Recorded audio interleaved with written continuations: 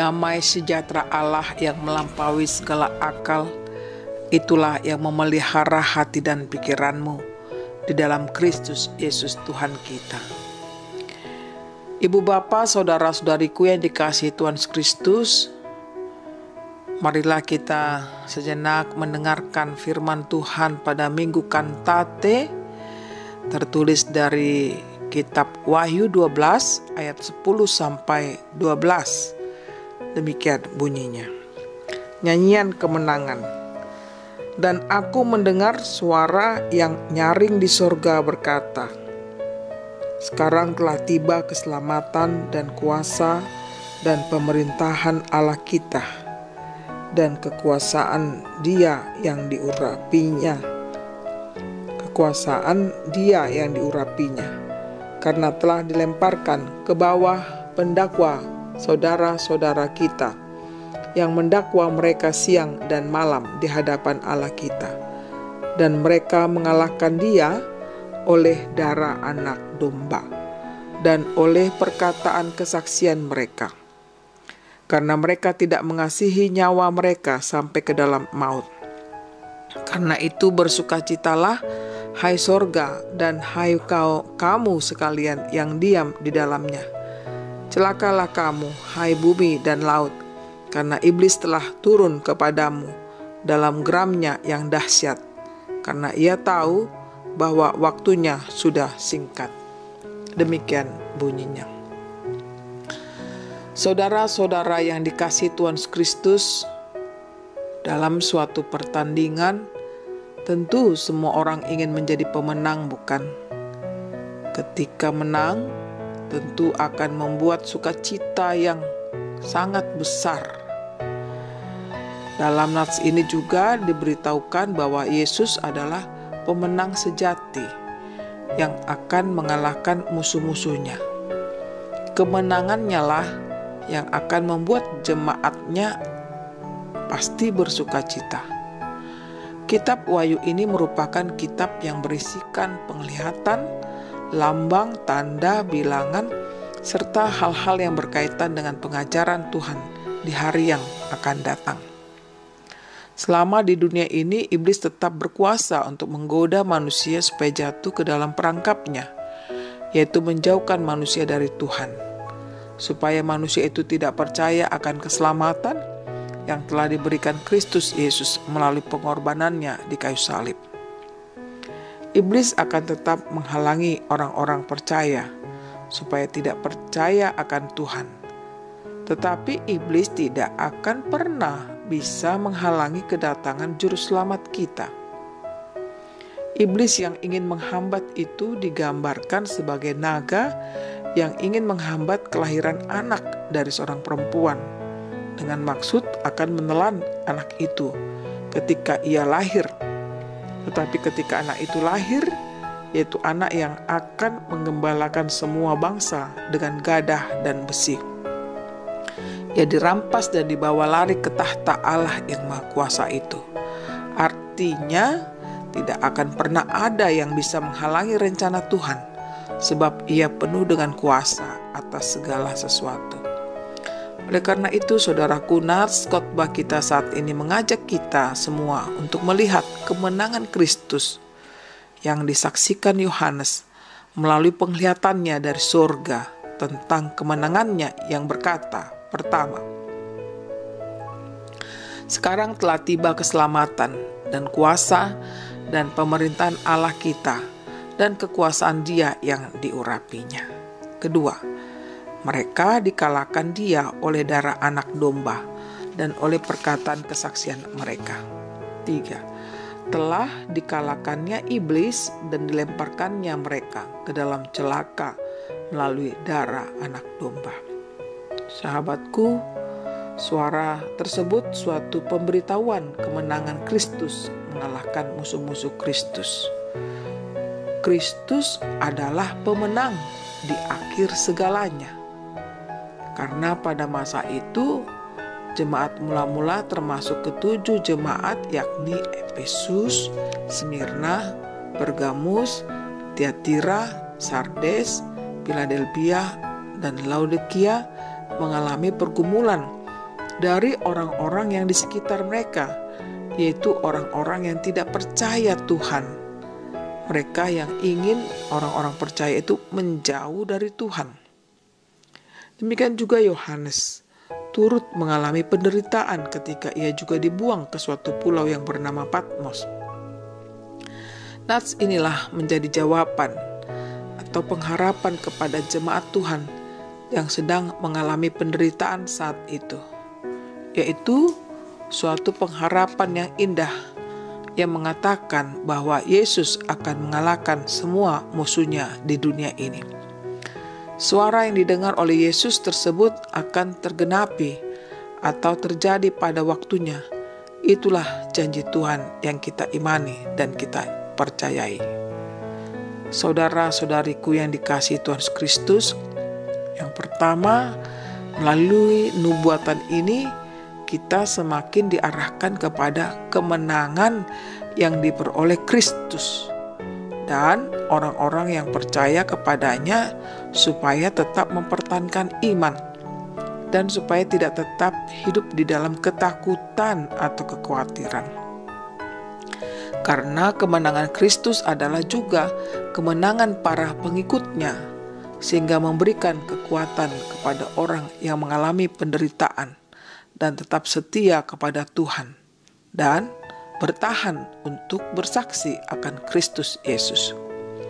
Yang kedua, melalui nats ini diberikan penghiburan kepada jemaat-jemaat Tuhan ketika menghadapi penderitaan dan keputusasaan dalam hidupnya dan ketika memikul salib atau beban di dalam hidupnya.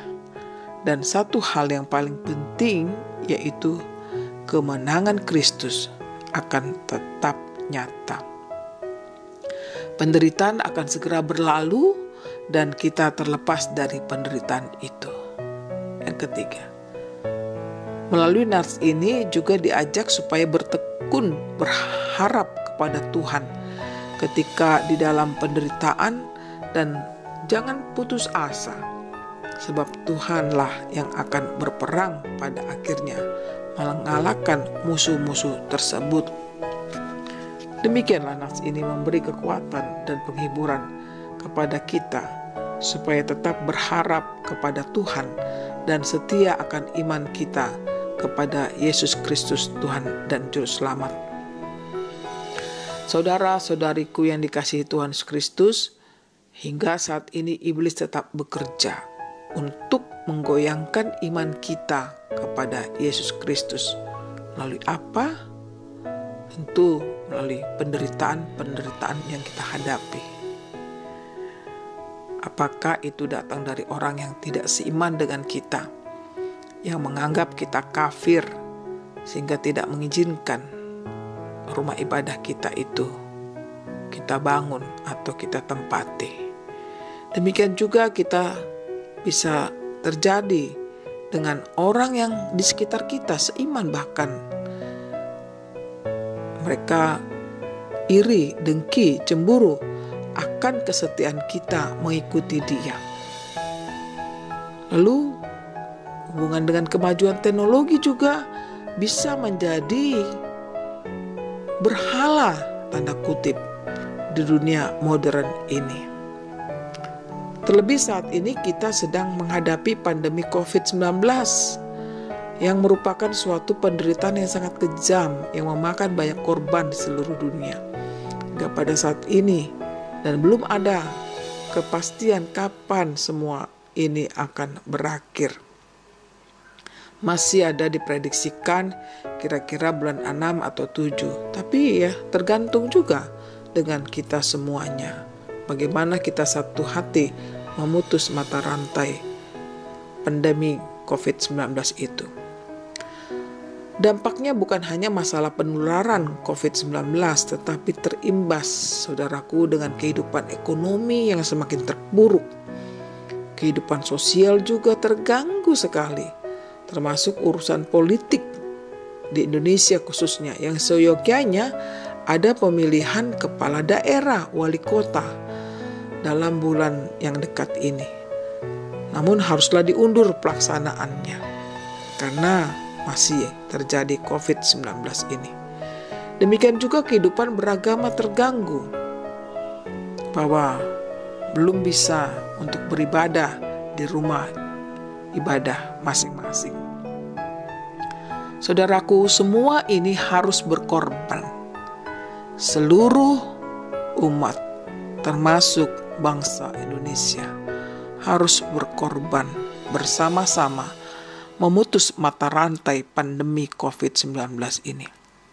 Oleh karena itu, sementara ini kita harus tinggal di rumah, belajar dari rumah, bekerja dari rumah, menjaga kebersihan betul-betul, menggunakan masker, melakukan fisik distancing atau social distancing.